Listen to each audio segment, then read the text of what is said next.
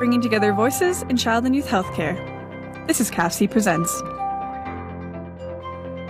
CAFC would like to thank the following member organizations for their generous support of our knowledge translation activities: the IWK Health Centre, the Children's Health Foundation of London, and the McMaster Children's Hospital Foundation.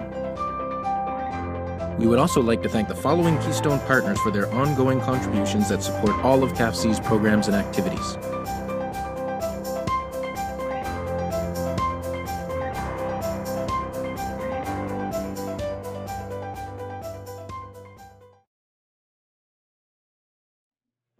Hello everyone, and welcome to today's webinar. I'm Doug Maynard, and I'm the Associate Director at CAFC, the Canadian Association of Pediatric Health Centres. And you may have noticed our new intro for the webinar series.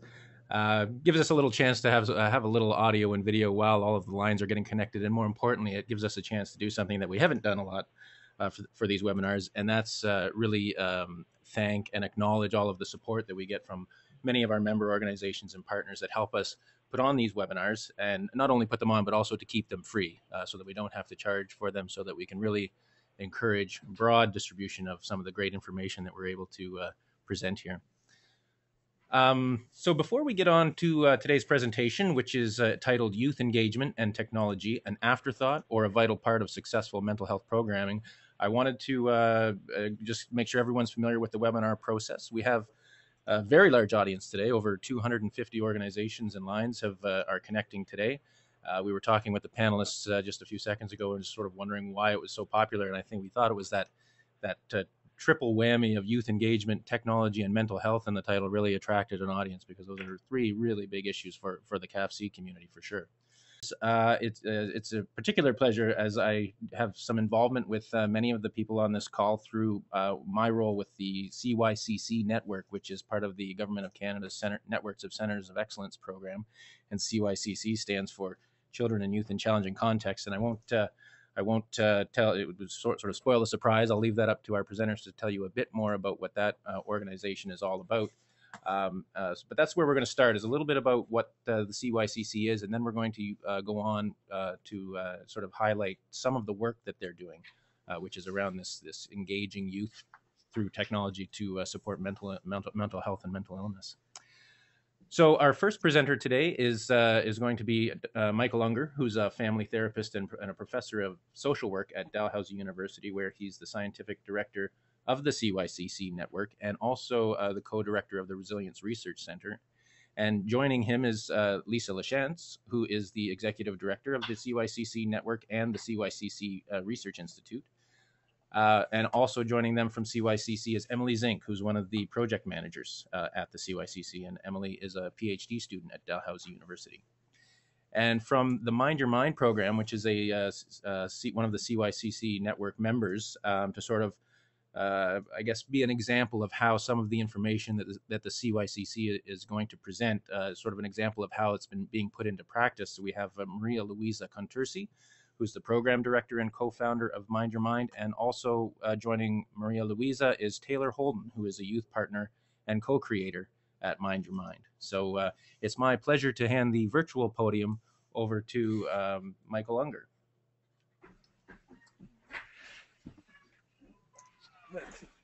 Thanks, Doug. Very much appreciate that. And I'm going to pass it over to our executive director of the CYCC Network, Lisa Lachance, to start an introduction to the network.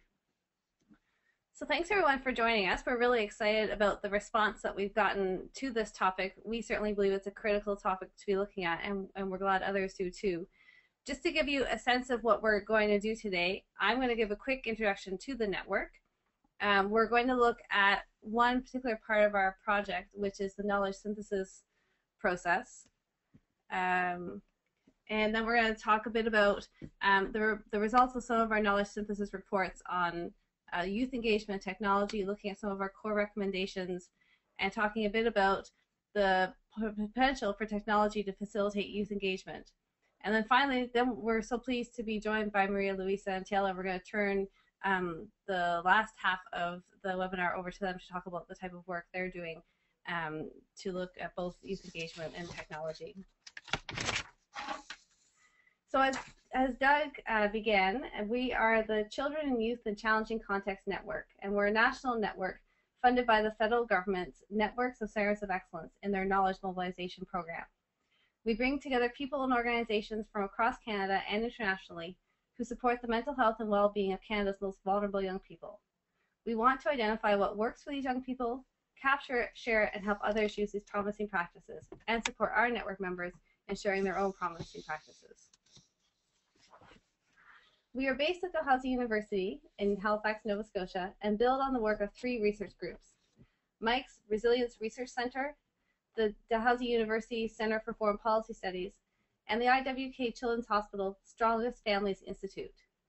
This collaboration recognized that what works for at-risk youth in one context can be easily as effective in other contexts, even if that match seems unlikely. They also recognize that by remaining isolated, often we keep repeating the same mistakes and lose opportunities to create real change. So in terms of challenging contexts, for us, that includes youth who've been exposed to violence through war and displacement, or in their families or communities, or amongst peers, such as in gangs. We also think of those who are in alternative care or detention, who are working or who've been trafficked, and we think of those who experience marginalization and oppression based on their identity. So how are we using a network to get the word out about what works for vulnerable young people? We've built a national and international network with over 130 members from across the sector. So we include academic researchers, healthcare professionals, community organizations and their leaders, government officials, and youth themselves. From the moment they become involved, network members start sharing their best practices in our online database. We have a website that includes the best practices database as well as the members database. We have a very active YouTube channel with over 48 videos that highlight best practices that we have been looking at, as well as those of our members. We've been hosting a series of events across the country that bring together, again, this cross-sectoral group to look at local promising practices and local solutions for vulnerable young people. And we've also been supporting our members to do their own knowledge mobilization activities. So over the last couple of years, we've supported over 20 of our network partners to undertake their own activities, and that's one of the projects that Mind Your Mind has been involved in. I mentioned that we are funded to do knowledge mobilization. So traditionally, this is focused more on moving information from academic research and theory into use and practice. In other words, evidence-based practice. And this is important. We don't want valuable research sitting on shelves when it could be making a difference for young people. But we also want to look at the practices that are happening on the ground. So we look at what organizations and agencies are doing across Canada and the world that's making a difference in the life of vulnerable young people. And we also ground that in looking at the local knowledge and insight that often makes the difference for achieving positive impacts. And I'm going to turn it over to Dr. Michael Unger, who's going to talk a bit more about this knowledge synthesis process. Thanks, Lisa. It's been an interesting process of trying to learn how to gather different kinds of evidence and different kinds of knowledge about best practices. And what we've actually found that once we started focusing on children and youth with very complex needs, that a lot of what we understand as sort of local knowledge or best practices actually isn't well documented. There's very little out there that attests to anything to do with case management, culturally based practices, community initiatives. Very little of that, with some of the exceptions perhaps of some of our partners, such as Strongest Families, that has a sort of an outreach program where they're actually they're testing a program where well-trained professionals are phoning families. If you're familiar with Patrick McGrath's work, perhaps. But what we've seen more about a lot of the other sort of multidisciplinary team approaches, the sort of putting the workers out into the communities, small initiatives inside communities, in Aboriginal communities, in rural communities, a lot of that never gets to the level of having a strong scientific basis, or for that matter, an RCT. So what we sort of dedicated ourselves to doing was saying, look, we know that out there in Canada there are dozens, if not hundreds, of programs operating that seem to be showing some sort of difference in children's lives. So let's think about this in a very broad way in terms of the kinds of knowledge that we want to mobilize. So we, of course, we thought about evidence-based practices, of course, those that are written up in the academic journals and well documented with the RCTs and that whole sort of scientific rigor. But then we also decided that we knew that most of the children and youth who live in very challenging contexts, whether they're a child soldier, a gang member here in Canada, a recent refugee, that those programs we'd have to look more for practice-based evidence. People who are doing great work with these kids, but might not have sort of put their intervention through, nor would they've ever had the money to put their intervention through a very rigorous second look. And then what we also realized was that practice-based evidence tends to be something that's documented, written about, is somehow captured. And even that can sometimes be a bit much for some of the organizations reaching out for very vulnerable populations. So then we said, well, let's also look at local knowledge, whether it's going to be through interviews or through the sort of a snowball sampling of one person telling us about a program and we sort of going and finding it. Sometimes it's just a report on a website or a mention somewhere out there in cyberspace about a particular program. Our goal was to combine all three levels of evidence and to have them, if we can, to also as a network help them to sort of increase the rigor that we bring to understanding these different programs. So developing a toolkit, say for instance, so that people who are running really great programs and they want to demonstrate that they're actually effective, well gosh darn, here's the CYCC network actually has some tools to help them to do that. Now the danger here, of course, is that if we don't sort of think about all three of these different levels of knowledge, we end up unfortunately writing off, I think, a lot of potential programs that don't have the rigor or the money to demonstrate that they could be effective. In fact, I think what we very quickly do is we would choke off a lot of the potential innovation, especially as we're working with very marginalized kids. I mean, we recently saw that happen with, I think, the Teen Mental Health Network that talked about SOS programs in schools to prevent suicide. Again, focused on that. They ended up looking at 4 RCTs on SOS and yellow ribbon campaigns in schools, and from those 4 RCTs certainly concluded that the programs are not effective. Certainly based on the evidence, it was a great conclusion. But we are concerned that where do we go from there? What other programs, and would those programs, is there a gray literature perhaps supporting those interventions? At what point do we simply need to gather other kinds of evidence and see if it stacks up? Not to say that we do away with the science, but to more say, how do we also, get clues to success from other sources as well? So we've been doing this. We've been actually developing a set of knowledge syntheses reports. Emily Zink, who's going to speak in a few minutes, has been sort of leading the compilation of those reports, and we've been doing scoping reviews. We've been trying to review the academic literature, but we've also been reaching out and looking at all those other sources of data as well. And we have a very large committee of folks committed to doing these knowledge mobilization syntheses. So our point is to gather evidence from all kinds of different sources. Here's 3 of them that we've already done. One was very much focused on promoting engagement, and that's going to be a little bit, we're going to talk about some of our findings from that. Another one, of course, was also on using technology, rather than thinking about technology as a negative thing in children's lives, but to actually see it as, well, how can we harness it for mental health?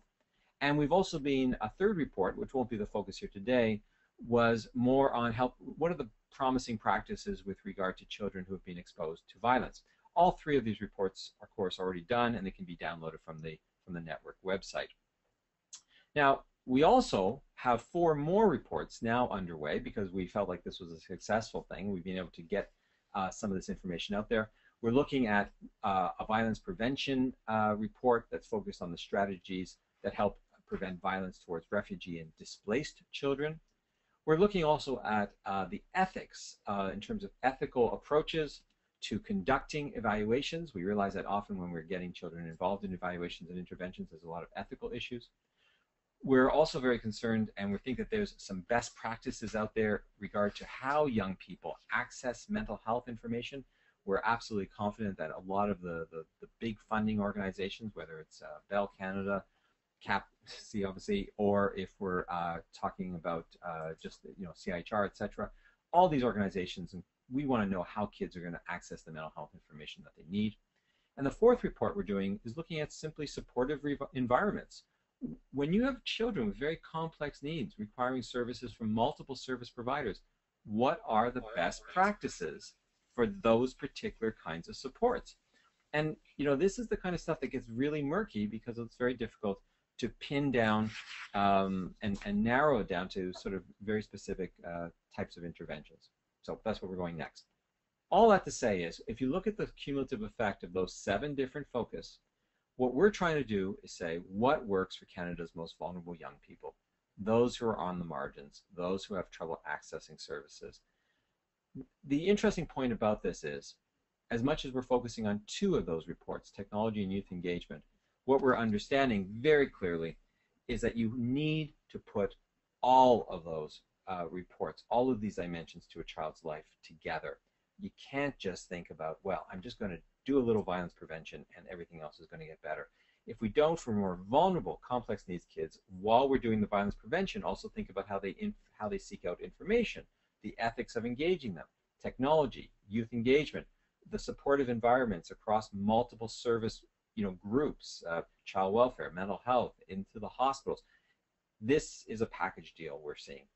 Each of these reports seems to be hinting that there's an element of need for us to pay attention to the others as well.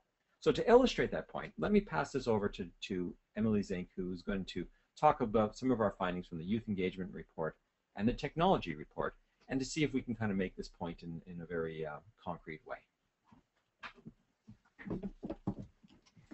Thanks, Mike. So yeah, what I'll be doing today is just going through some of the key principles and recommendations that we found through both the youth engagement and the technology report. So starting first with youth engagement, our guiding research question that we looked at was, what strategies have been shown to work engaging children and youth in challenging contexts? One of the key principles that we identified is that youth engagement is not a practice in itself, but it is a process. Really an attitude and approach that by nature facilitates meaningful involvement and ownership on the part of youth.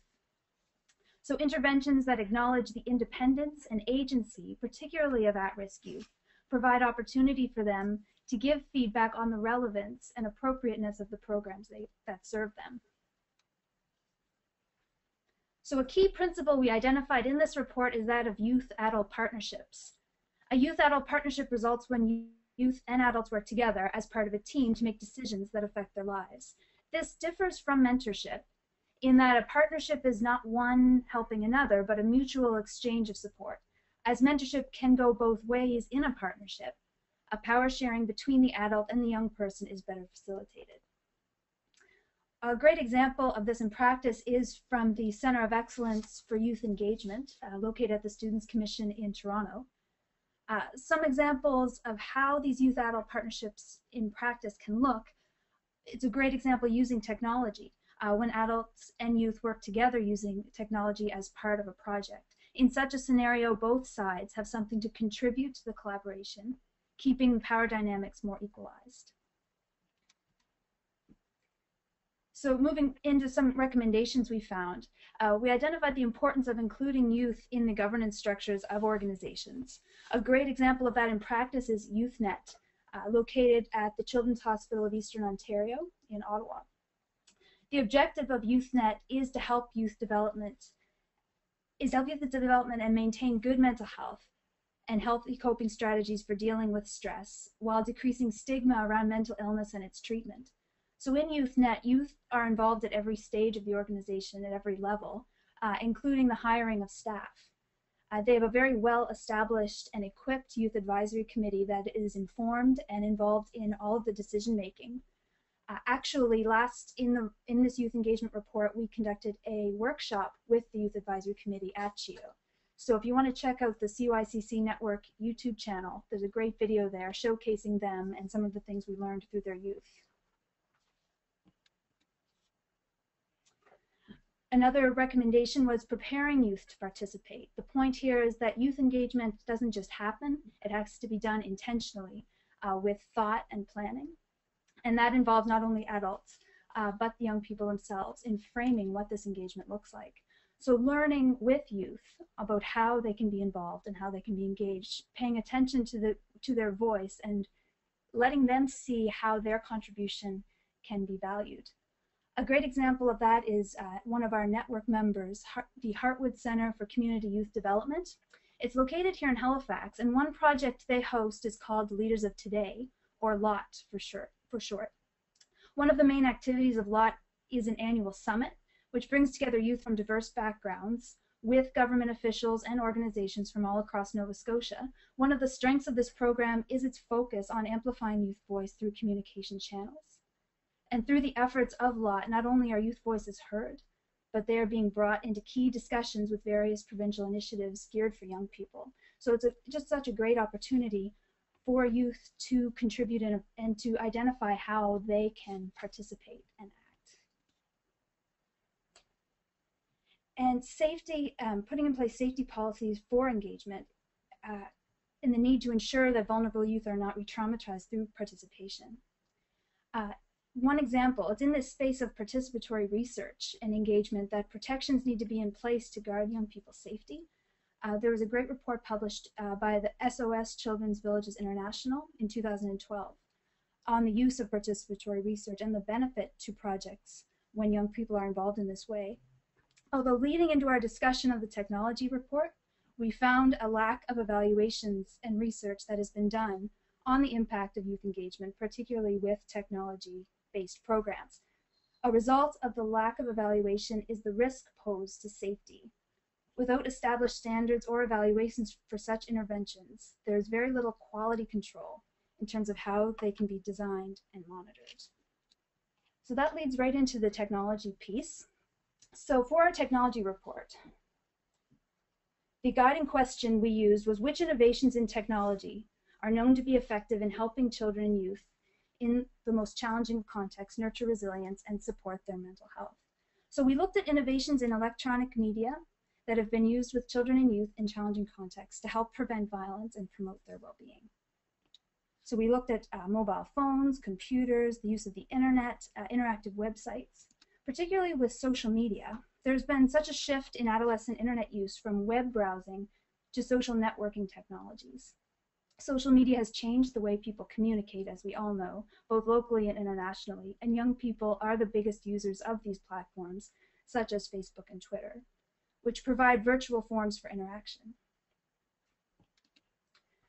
So one of the key principles we found in doing this technology report was the importance of seeing technology as a means and not an end. Developing a flashy website or an interesting program is not the end in itself. It has to see technology as a way of reaching out to young people who we might not otherwise have access to. A great example we found is the use of digital storytelling. An example of a project using digital storytelling was up in Rigolette, Labrador. It was named My Word. And the purpose of this project was to further develop individual and collective capacities in the community to understand, identify, and adapt to mental health issues. So the project was a community-led initiative where young people were given 5 days of training on the technology, and then they were able to create videos of themselves telling their stories. And they were able to be as creative as they liked, using any pictures or music they wanted. And the purpose of this project was to preserve and promote the oral storytelling that is intrinsic to the Inuit community. So this was a very successful project as it opened up communication between youth and older members of the community that might not otherwise, that had been damaged. And it was also supporting the cultural norms that were part of their community. And as a result of its success, the Rigolette Inuit Community Government has provided funding for a storytelling and digital media lab, providing ongoing support for community-based participatory media. So that was a really fascinating project to learn about.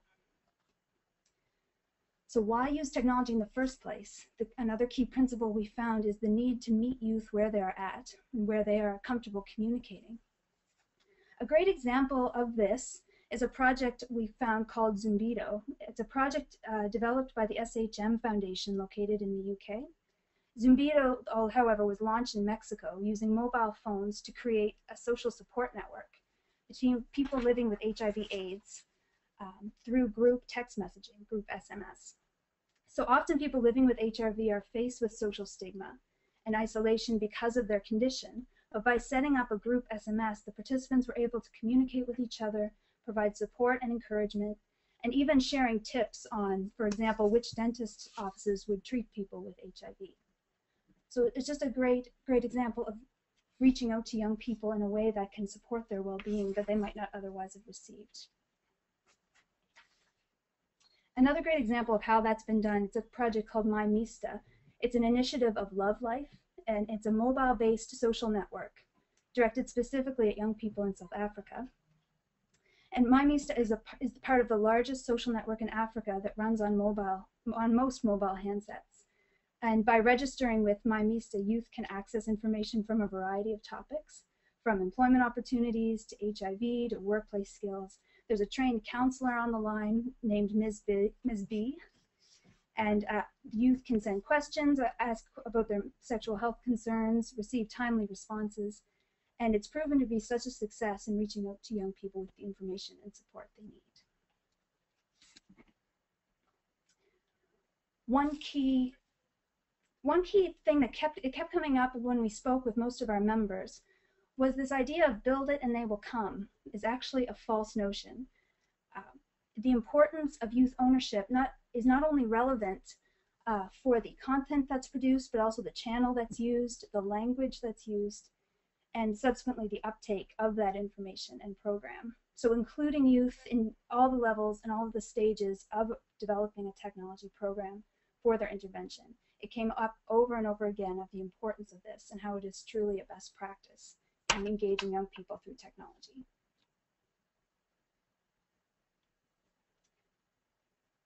So this really brings, this is where the two reports really come together to one key important recommendation about the power of technology to facilitate youth engagement.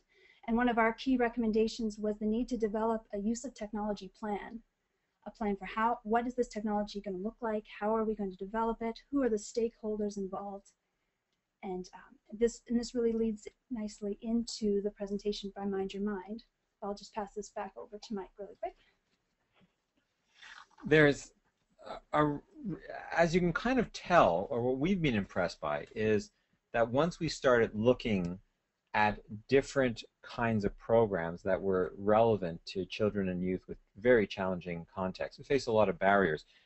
We quickly saw that there were overlaps, that good youth engagement programs seem to need good technology solutions, and that technology solutions seem to do better when there was a youth engagement process rather than just this kind of dumping the program onto a group of kids.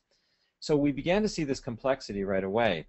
But there's some other things that we keep echoing here as well, is that how narrow sometimes our vision of the solutions are. I mean, I must say that we've been impressed by the number of amazing technological solutions in very far-flung places.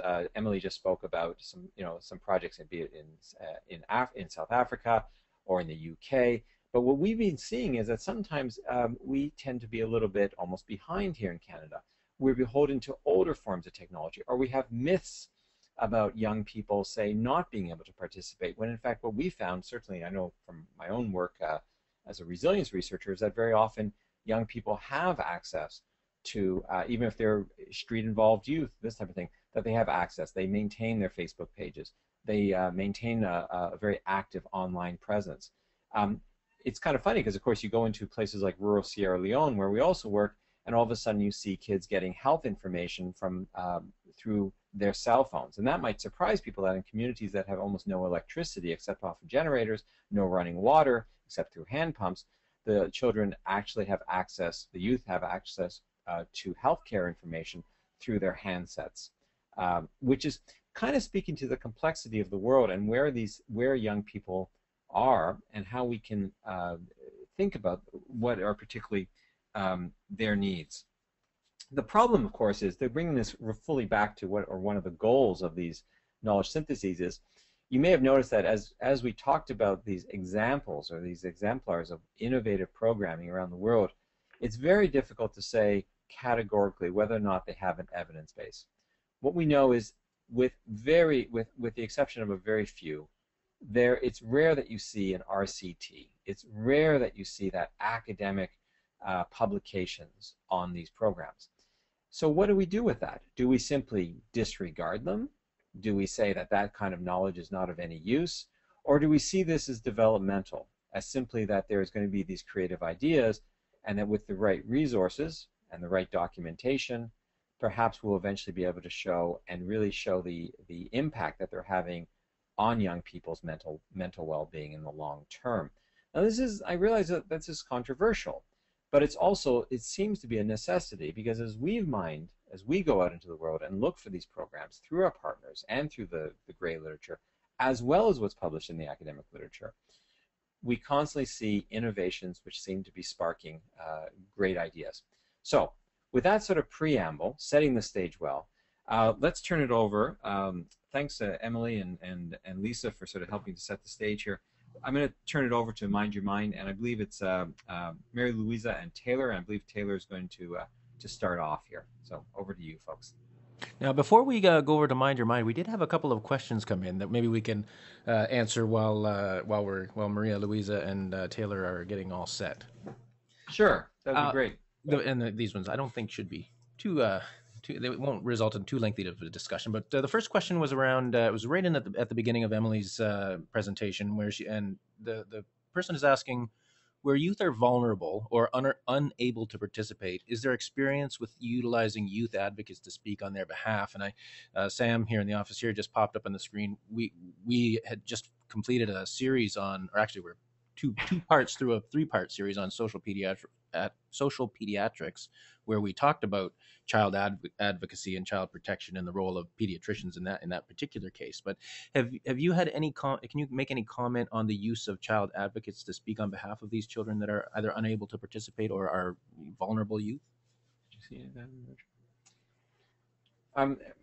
We're looking at each other. Emily and I are looking at each other, and we're saying, so Emily, did you see that as we sort of look through all the reports? Did you see that come up as a theme often? It didn't come up often, no. Actually, there was a few instances of child advocacy, but it was predominantly in the healthcare services and health programming.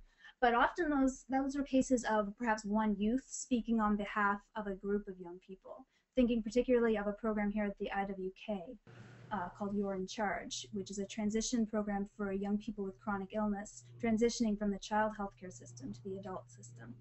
And in that instance, they did use what they had was youth representatives who would speak either to hospital administration or the program facilitators.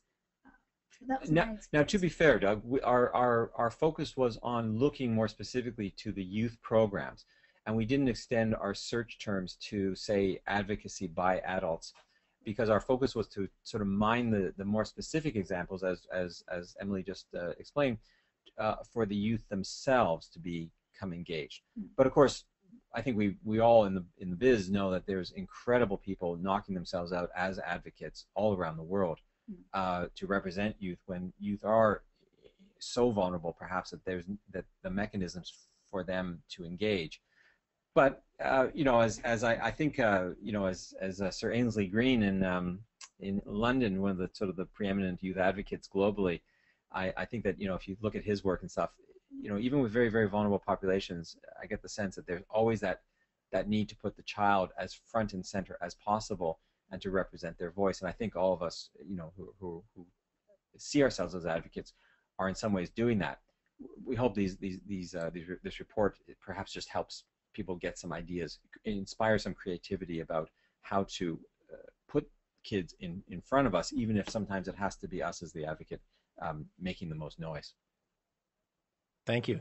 The second question was, again, for Emily, and you mentioned a number of organizations such as LOT and SHM, and they were just wondering if it's possible to get links or full names of some of these organizations, and I was wondering, and particularly perhaps if it's in the report in a reference section on the CYCC website that we can... So, yep, the organizations I mentioned, they are referenced in the report, in the reference list, and also a number of them are network members. So if you go to the CYCC Network website and you find our member database, you'll find their links there. All right, so you can see the CYCC site up on the screen. It's at cyccnetwork.org, and there is the member network database, et cetera, that may help you find some of these links to some of these organizations that were referenced. All right. That's all the questions for now. So again, my opportunity to remind the audience to type your questions in as you think of them, and we'll get to them following our presentation from our colleagues at Mind Your Mind. And so we're going to now hand it over to Taylor Holden and Maria Luisa Contursi. Over to you. Hello, everyone. This is actually, Taylor's going to start, but I wanted to do a brief introduction. Taylor has been with us for the last 4 years in varying capacities, currently as a staff member. Began with us when she was 14. We invited her to participate in a project that was looking at bullying. And since then has continued to do work with us, specifically co-development work, and we'll talk a little bit about what that looks like. And now I'll hand it over to Taylor. Hi, everyone. So to start off, just for those of you who might not know what Mind Your Mind is, we are a mental health organization for youth. We're primarily a website for you to get information on mental illness, mental wellness, and generally how to cope through hard times. We do this through very plain language information, blogs, interviews, and interactive tools, all of which have been co-created with youth.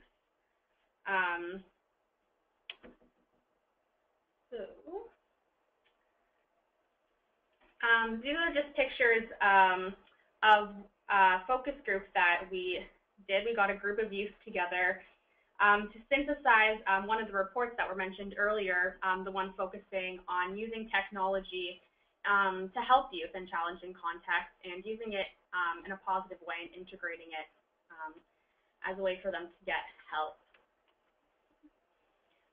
So the way that we chose to do that was in the form of a zine, which is a self-published, handcrafted magazine. The origin of zines is actually political, but now it's used in many different ways, such as to synthesize reports on technology. So the majority of youth use technology. I can say I use it in my everyday life. And what was really neat about having a group of youth look at this report was the fact that we were able to reflect on the way that we use technology, such as social media, and how we're not only using it to communicate with each other, but we're also using it as a platform to make change within our own community. So the zine that I made, called Technology, 10 Reasons Why It's Awesome.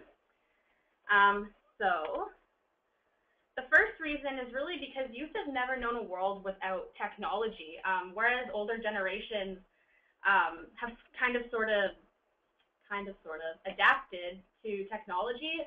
Youth are naturals at adapting because we've never really known a world that didn't have a fast-paced development of technology.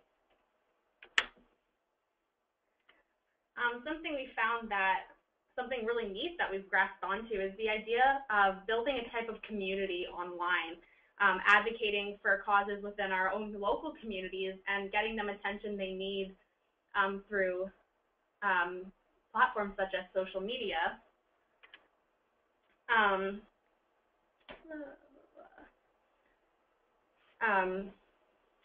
So really, just as I mentioned before, advocating online through social media and getting attention through things such as Facebook and Twitter, making groups and pages and having different communities, people from all over the world being able to look at what's happening within your local community. An interesting thing about technology and just the idea of communicating, I would say that there's a big portion of youth that do prefer to communicate online, just in the sense that you get to experiment in ways that a face-to-face communication doesn't really allow you to do. So the best thing about this report was really looking at technology and how organizations are integrating it, because what was mentioned earlier, speaking to youth in their language, and I think one of the main languages that youth use to communicate is through technology, and it's so important that organizations that are in contact with youth are engaging them in the way that they want to be engaged. And I would say that that's definitely turning towards technology. So using Mind Your Mind, I guess, as an example, is just reaching youth in a way that they might not have been reached otherwise. And in the report, it really put a lot of stress on the fact that a lot of youth are getting help that they would not have received had technology not been integrated. And that's something really, really cool and just a great way, I guess, that organizations are reaching youth. So going back to Mind Your Mind, talking about how youth are learning about sensitive topics like mental health through technology, through our website, we provide so much information on mental health that is reliable and also non-confrontational. So the cool thing about online is that you can get information online and they don't have to tell anybody that they're looking for this information, and they just can get the information that they need and then hopefully be inspired to get help or make change within their own community. So one of the ways we reach youth through our website is actually through our tool creation, which Maria Louisa will talk to the process of that in just a second. But some of the photos that we have up here are our Reach Out Guide, which gives general information on mental health. We have things like Mind Your Mood, which is a journal where you can track how you're feeling and maybe reflect on why you're feeling that way. We actually have a new tool that we're just kind of gearing up to launch. It's called Ask Amika, which is a learning search, which allows those with little or no medical vocabulary or knowledge to find information they need on our site. So an example of that is if you were to type in, I'm feeling stressed on Ask Amika, you would get information on anxiety disorders, but you would also get information on things like post-secondary education, which causes a lot of stress for young people. So whereas a normal search engine would just give you anxiety, Ask Amika will give you different areas that might be related to your search, so you can kind of control the information that you're receiving. In general, just looking at tools like Ask Amika and the way organizations are integrating technology, it's really just making knowledge more accessible to people that might not get it any other way. And through giving that information, we're promoting positive mental health and giving youth the tools they need to make a difference. And that's really something that we should keep working towards. I'm going to pass it over to ML now. Were there any questions, Doug, for Taylor while I pull up my presentation here? Nope, there were no questions that came in during that portion. So. Okay, so I'll just begin. Actually, Maria Louisa, one did just come in while you're getting started. It said he loves the site, but can you give an estimate on costs for a service provider to develop a website for topics for kids, like something like that? Oh, that is a huge question because and perhaps we can address it closer to the end, but if you can imagine that what we're creating is not a product, but rather a program, then you'll understand it a bit differently. So for us to deliver what we deliver, we're looking at, and this will shock people, anywhere between $600,000 to $800,000 a year.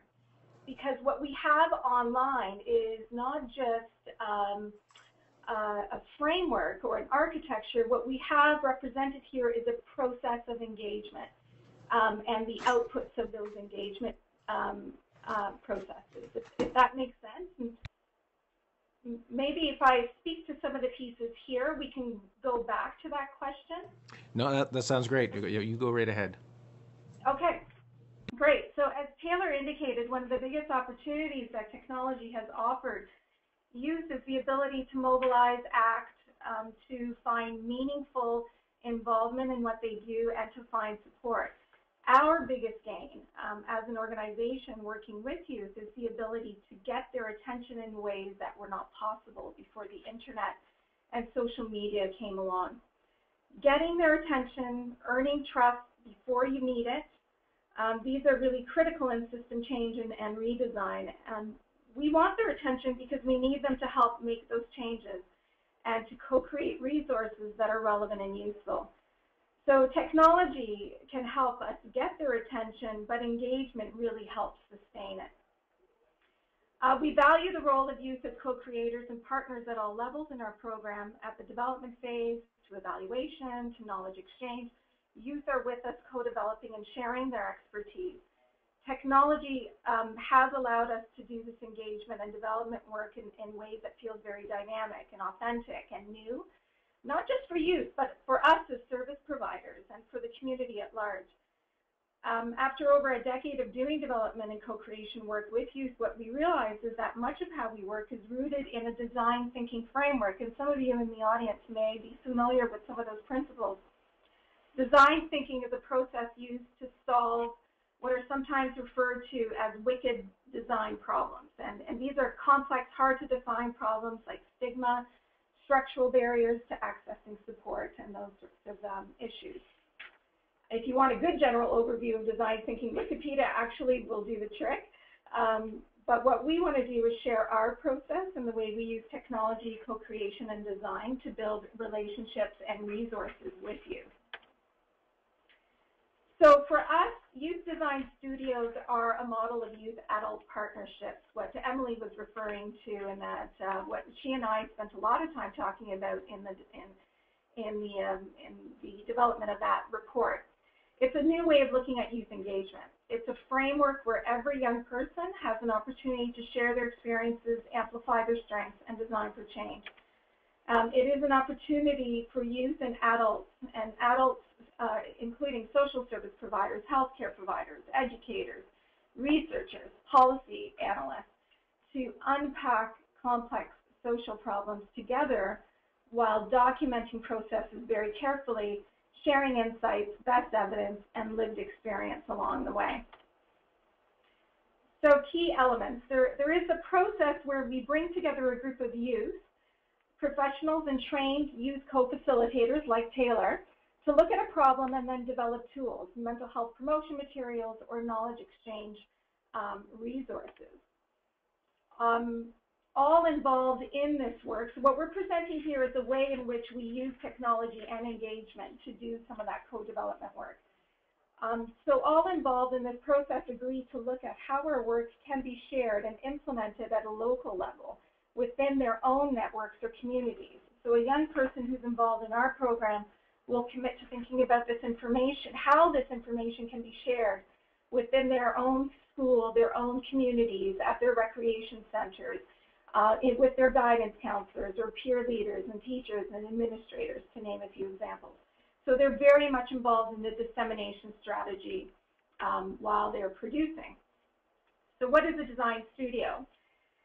For us, the activity happens over an intense period of time, sometimes 2 full days, sometimes 2 full weekends, sometimes once a week or over several weeks. It's very flexible, but ideally, though, it happens in a compressed period of time. This is where we seem to yield best results.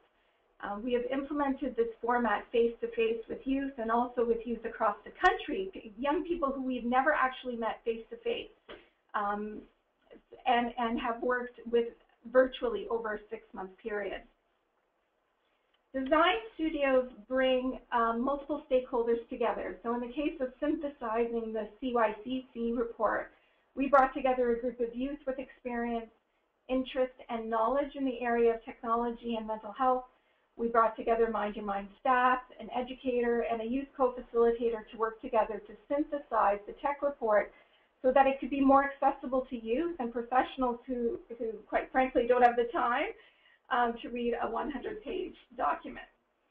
Then we began to identify the issue we wish to focus on together and then start generating a solution to this problem. The process of design studios is very iterative and responsive, and is best understood if you can actually see it in action, which is why we've included some pictures here. But however, if you can imagine what you see is a small group of young people and adults pitching their ideas to the rest of the team and building a case around why we should all move forward with a particular idea, sort of like a marketing company making a pitch, then you have the right visual in mind. There is a ton of play, fun, mock pitches, and prototyping that gets done along the way. The activity is designed to promote collective ownership and support common agendas. So best described is in an article that I read recently, design thinking is not critical thinking, which is about breaking down of ideas. Rather, it is about building up. And because there is no judgment in the process, it helps eliminate the fear of failure, and it promotes joint ownership over the problem and the solutions generated. It helps advance the common agenda that brought them together in the first place. So after we co-create and execute their vision, they make a commitment to sharing the processes and the resources to people within their network. We can execute their vision because of the technical creatives on our team. And this is something that not everyone knows about our organization, but our team is, for a nonprofit, is pretty unique. It's comprised of a number of technology experts, content developers, and clinical staff who all work very closely together. We knew that if we had to be responsive with youth, then we needed to have those people in-house. We couldn't hire a development company to come in, parachute in, and execute the vision that we were generating together within our space. So our workspace, as you can see from some of the pictures, is very open, and it allows for a lot of that cross-pollination that we like to see. It sets the stage for innovation and enhances our ability to be responsive to the needs of youth. Working 6 feet away from someone trained outside of the nonprofit sector also allows for great integration of management and efficiency concepts from business and IT. We've also learned that every program, this has been very interesting to us. What we would recommend to you is hire a librarian, or at least someone who's trained in library sciences, because the ability to search and find solid, reliable information at the right time is really the new frontier in technology. It's part of why we built Ask Amika for our own site. Google spends billions of dollars trying to sort out information, recognizing that people see great value in finding what they need when they need it. On a smaller scale, we need to be concerned about the same thing. We need to think about how young people wish to access information. What are their information preferences? Where are they looking? What language are they using to find that information? And it is part of the reason why the CYCC has made it a focus of theirs over the next several months to look at how young people are seeking information. So back to design studios. Fundamentally, we believe design studios are strongly aligned with the notion that we can't solve problems without active participation from those who are directly impacted by those problems. The principles behind design thinking can help us understand the value of technology and engagement when working with youth. Design and technology allows for integrative thinking, defined as, by Rotman, as the ability to face the tensions of opposing models, and instead of choosing one at the expense of the other, the result is generating a new model or new solution. Design and technology understands the benefit of learning by doing and creating, the importance of documenting and reflecting processes in creative and dynamic ways, the value of being person, culture, context-centered, and lastly, design, technology, and engagement values the notion that young people and professionals must seek solutions to problems together. It is a very exciting way to collaborate, and really the best part of what we do here at Mind Your Mind. Which brings me to the end of our presentation, and I guess opening it up to questions. All right, thank you, Maria Luisa and Taylor. That was fantastic. And we did get a number of questions about the Mind Your Mind program came in, so we'll go straight into them. The first question that came in was asking, does Mind Your Mind do needs assessments? Yes, indeed, we do. We're actually, most of the work that we are doing around resource development is with partners who have done that work within their own communities. For instance, just to give you an example, outside of mental health, the public health unit here in London approached us several years ago to do some engagement work with them. Chlamydia rates were rising in our city, and young people were not coming to the health unit to get tested. So they were seeing a gap and a need to create some resources around that. So our partners will do that needs assessment work, our content experts, because what we know is, as a team, we do not hold expertise in all areas and all issues. And so we seek out very actively partners all across the country to do that work together. This next question sort of came in, Maria Louisa, when you were sort of opening your section of the presentation there, and I think you may have answered this, but maybe there's a little more you could say about this. The question is, would you say that the process is more important, or at least as important as the product? And I think referring to the technology product, and you sort of commented on that, but maybe you could add a little bit to that. Yeah, actually, for the longest time in our program, we would say that process is greater than product. And I think in most instances it could be true, it could be said to be true. What's really cool is that what we end up creating, the product, the end result, is also so relevant and therefore used. So it's, you know, we know that, for instance, Taylor was just involved in the development of a creation of an app called Be Safe. And it helps decision making. It helps youth through their decision making during a crisis. And the process was so cool and so exciting to bring a group of young people who'd had some access or exposure to systems, what worked and what didn't work in systems.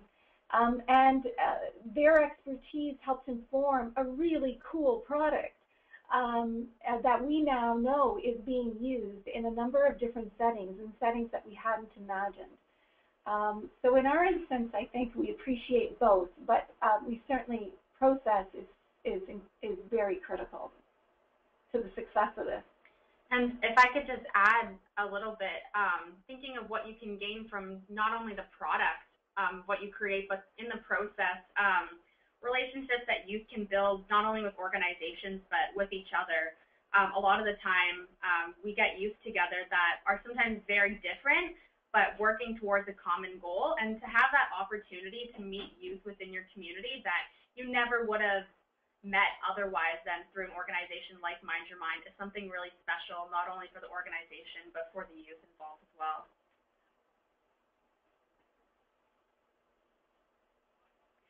And there was a sort of a follow-up question related to that. When they were sort of talking about sort of developing the process, the question came in, how do you ensure you get a representative group of youth involved in the process? Yes, it was important. I'll go back to that example of Be Safe, and thank you for pulling it up on the website. Be Safe was very targeted. So we wanted to ensure that we were talking with young people who had accessed emergency departments and had you know, a range of experiences, some successes and challenges. So we were really targeted in who we brought together. We went back into our pool of existing you know, youth partners and set out the invitation, but we're really specific about what kind of experience we needed represented at that table. With our partners, we do work towards making sure that there is some representation. We find that actually a really perfect mix. Of course, we have a health equity lens when we're looking at recruitment, But we also ensure that there is a good mix of young people who have direct lived experience, some who have indirect through family and siblings or friends, and those who are interested in advancing mental health awareness. So may not have any direct exposure, but are connected or networked, or perhaps they're the ones who have already been identified as change champions within their communities. We also ensure that those folks are part of our design studios. That seems to be a really great mix of people when we bring those people together. And when we're working with our partners, we're asking those questions: who needs to be represented? But what I should also note is that when we create resources, there is part of the process is actually putting it out to our larger network of young people that spans across the country, and our network of service providers and partners, to ask them to give us feedback. There are many iterations that we go through in terms of our resources. You know, you'll see at the top there that we're in beta again for our website. God, it feels like we live in beta. Because we're constantly renewing and refreshing and improving based on what we're hearing. All right. And Michael, Emily, Lisa, feel free to jump in on any of these conversations about how to go about engaging that representative and appropriate population of youth for whatever initiatives. I mean, you sitting at the national level with the CYCC network, perhaps you have something to add to that. Lisa? No, I think Mind Your Mind's, I think, such an amazing example, hitting all the exemplary points that we sort of highlighted as well. That notion, that emphasis on process and just getting the right product out of the right process they're making the point really well. That's what we see constantly in every program that we reviewed. Another question for Maria Luisa. Do the Mind Your Mind youth advisors receive any monetary compensation? Yes, that's a real priority for us when we're working with partners, is ensuring that there is some way for us to acknowledge the work.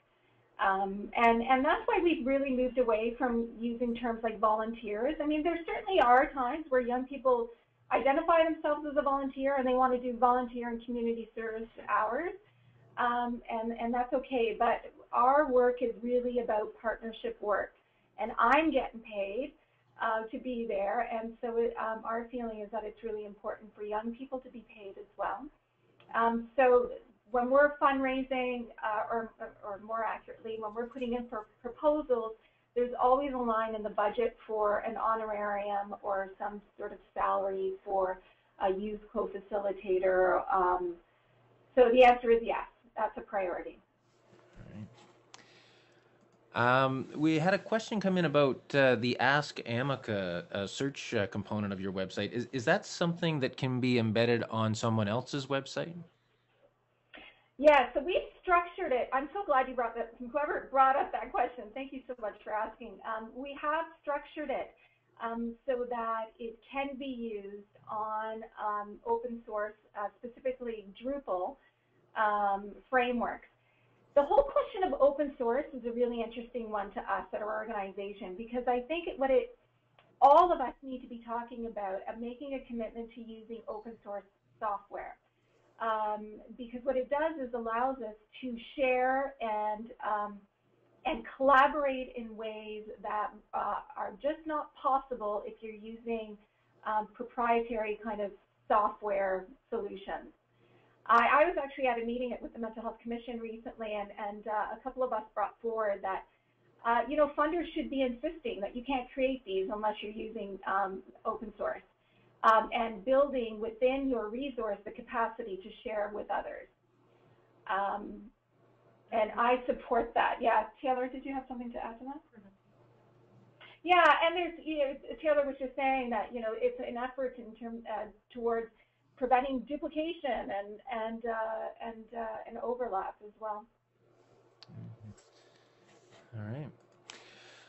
We do have one more question. So, again, a reminder to the audience, please type in your questions if you do have anything else you'd like to ask before we may consider wrapping this up in a bit if we don't have any more questions coming in. But the last question that we have currently in the hopper is, again, for Mind Your Mind, and it's, how does the youth stay engaged with the process once the product is completed with Mind Your Mind? So let me hear that again. How do youth engage with the... So I think they're talking about maybe a project like the Be Safe app. So once a youth has participated in the development of that app, how do they continue to be a part of Mind Your Mind? Yeah, that's a timely question again, because we're in the process of disseminating. So how youth have been involved in that project is through the ongoing evaluations, so gathering feedback within their networks, through Facebook and their own social media, and feeding that back into the evaluation that we're doing as a program. They are co-facilitating trainings and workshops and sharing that information with service providers. They're disseminating within their own schools.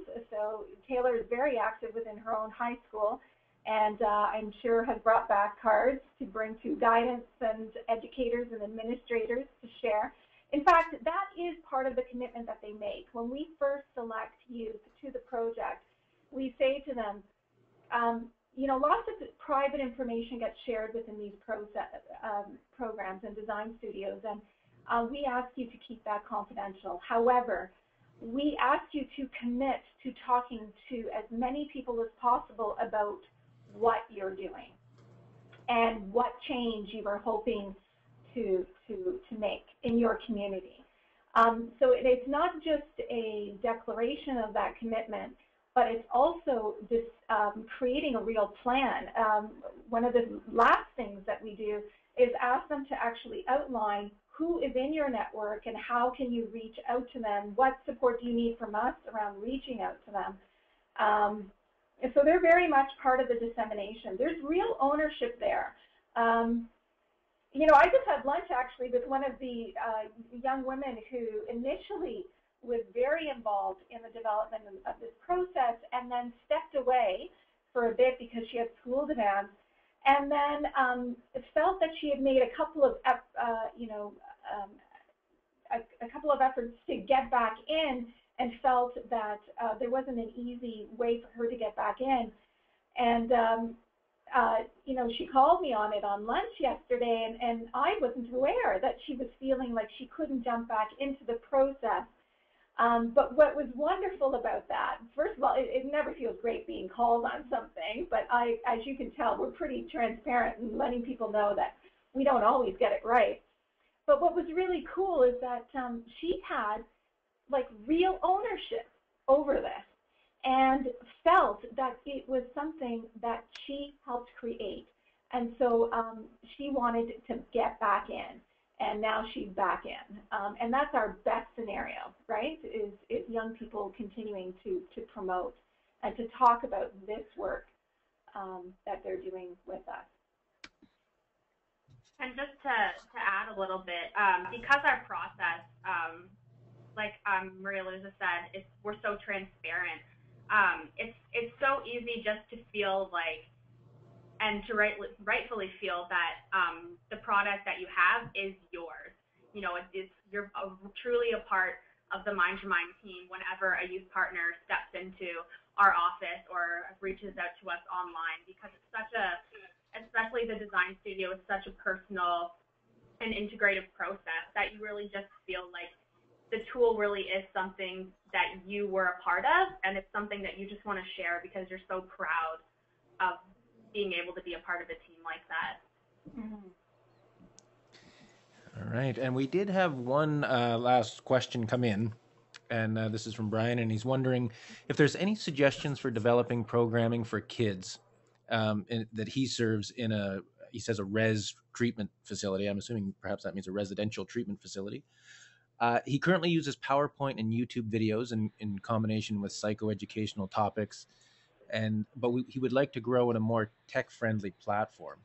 He also has to be almost cost-free, which makes it especially a difficult task, I would suppose. So he's intrigued by some of your comments around social networking and perhaps even some of the open source comments. But yeah, perhaps you could give him some suggestions for developing a platform for developing programming. So just my first thought is there's so much out there that you can already access for free. Any of our interactive tools can be brought up, on a smart board and shared in front of a classroom or in front of a group during a group session. You are welcome to take a look at that. I know that in the past, for good reason, other organizations have asked us for our code so that they can post it on their own site. And we're happy to do that because, our goal isn't to be a point, a destination point. I mean, it really is to be where young people are. So if you're feeling like you can get some traction to your site and you need some tools and you don't have the money, then we have our tools that you can post on your site. If you're looking at a younger age group, there's a couple of really interesting interactives on Kids Help Phone as well that you can pull up and use as well. And then there are also some free tools like the Prezi presentation that I used in mine. That's free, and it's a bit more interesting than PowerPoint, certainly for you. It allows you to embed video and all sorts of other neat things into the presentation. I didn't get very fancy with mine, and I used a template, so it actually creates a template for you as well. So there's a number of tools that are free that you can use that will add a level of interest presentation. Doug, I could also add. It's Mike here, Michael. The a lot of our work as well, and we see this in a lot of the examples that we found internationally and nationally, also just have to do with just using very, very simple technology to gather youth stories as a communication back to their workers or their care providers. And that technology, of course, only needs a cell phone these days, or a small camera of some sort, and then that ability to to mount a YouTube. There's a lot of stuff that we've seen a lot of people doing to engage young people who are quite vulnerable and don't tend to have a voice, but to give them that voice through their participation. And it's incredibly powerful. Whether we're looking at a project in Recolette, My Word, or wherever we're sort of seeing that pattern, that's the one that keeps repeating, is getting youth to sort of tell their own stories, produce their own zines. A lot of stuff is quite user friendly these days. Yeah. Well, the next question that just came in was about Tumblr, and he's asking anyone on the panel if they've ventured into the Tumblr realm. He suggests youth seem to be spending time consuming media and images socially and enjoy the anonymity of it. And he's wondering if there's room for public profile conscious agencies in such an unregulated forum. And do youth care? He's also suggesting, do youth even care if our agencies are in that realm, like Tumblr or other realms like that? I mean, I can hop in. I'm sure that Maria, Luisa, or Taylor might have some comments about this, but I think when you think about the different types of platforms that are out there, it's really, this is where being connected with youth and having youth in partnership in program development is so important, because it's Tumblr right now, but a decade ago it was MySpace, and somewhere in the middle it was Facebook, and who knows where the popular sites are going to be, the popular tools. But it's about having your principles well established, so that you can, I think we're all going to need to keep migrating, keep moving along the path of where technology leads. And it would be easy to get quite lost or get quite caught up in different types of approaches if you don't sort of have those principles guiding you along the way. I don't know if Emily wants to jump in there. No, you captured it. Yeah, I would just add that social media really should be seen, especially when we're working with vulnerable populations, should be seen as an extension of your program, again, and not as a communication outreach, not solely as that. So we have, and I'm happy to share actually, Doug, with the network, the folks who are online, we have a social media policy that we can circulate out. And it does look at, how do you encourage young people to keep certain information private when they're, working with us using Facebook? How do you ensure that you're not engaging with young people with your own private Facebook profile? And, we address a number of different issues. And it's one of those policies, actually, that I think has already gone into its third draft because of how technology, the nature of technology and how quickly it evolves. But we're happy to share that with folks if there's an interest. And whenever looking at what kinds of technology are relevant to youth, I mean, youth is such a broad term. There are a lot of different youth, just as everyone is different, all youth are different. So even within one high school, there might be 20% of people that are interested in using Tumblr, and there could be 80% that aren't.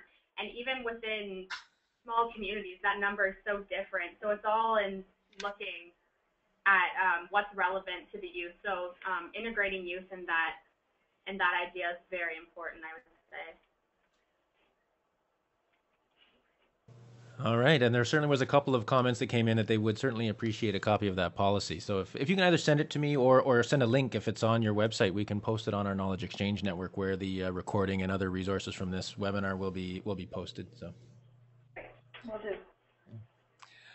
All right, well, that's I think we've come to the end of the questions. So perhaps I'll just throw it out to the panel, maybe starting with our colleagues in Halifax from the CYCC. If you have any final comments or closing comments that you'd like to end with. It's Lisa here, and I just wanted to say thank you to everyone who joined us today, and thank you to Taylor and Maria Luisa for joining us on the panel as well. And I would encourage you to also check out our website, CYCCnetwork.org, and the recommendations that Emily spoke of and some of the examples are there in our knowledge synthesis reports, and we also have summary documents and checklists that you can use to actually just guide your way through the planning of a project or policy around youth engagement and around technology. And so I'd encourage you to connect with us through our website. You can also have a look at our best practices database, our members database, and we are in the middle of doing a series of events across Canada, and actually been working with Maria Luisa Taylor came to present our first one in Toronto, but throughout 2014 we'll be in Saskatoon, BC, Nunavut, and Montreal. So if you're in one of those locations, you might want to check out our website and think about coming to that event. I'll turn it over to Taylor or Maria Luisa. I guess the only thing I would add is that sometimes when we're talking with people about technology, it just, I get the sense that people feel like, oh, this is just so huge. How would I even begin? And I would just want to assure people that this is all good news stuff. We're in a better position now than we ever have been because of the tools that are available to us. And as Michael said earlier, really sometimes the most simple interventions, like using a cell phone, it can make a huge difference in a young person's capacity to share their story, and that's a great thing for us. Taylor, was there anything that you had to add? No, thank you. I think we're good. To all of the presenters, and I would sort of reiterate some of what Lisa said about checking out the CYCC site. I mean, it's a fantastic network, and when it comes to youth engagement, these are organizations that really take it to the extreme. And I've had the pleasure of attending a number of their events, and in particular those Wisdom to Action events that Lisa mentioned. They're up on the screen now. There are some coming up. I encourage you, if you have a chance, to attend one. I think you will certainly learn some things about and see some great examples of some of the CYCC network members like Mind Your Mind and how they go about engaging youth. And like I said, really taking it to the extreme and really getting out there and trying new things. And it's some really wonderful work that's out there that this network is bringing together. So I do encourage you to check out these websites that we've talked about today.